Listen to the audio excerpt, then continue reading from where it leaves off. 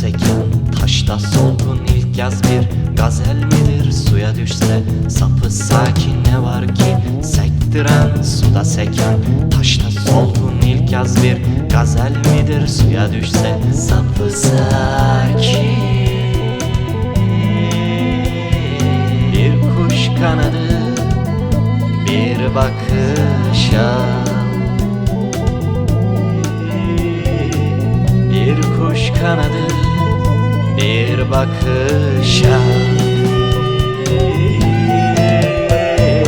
Yaz gayrı nosketeyip zum, yaz gayrı nosketeyip zum, yaz gayrı nosketeyip zum, yaz gayrı nosketeyip zum.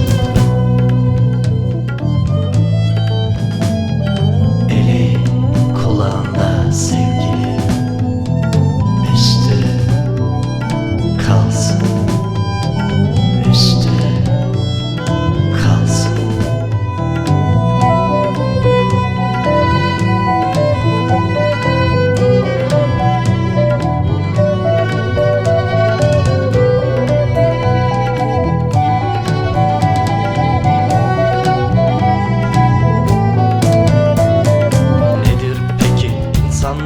Kaçışından arta kalan gelecek bir tarih midir? Geçen geçmiş kapımızdan nedir peki? İnsanların kaçışından arta kalan gelecek bir tarih midir? Geçen geçmiş kapımızdan.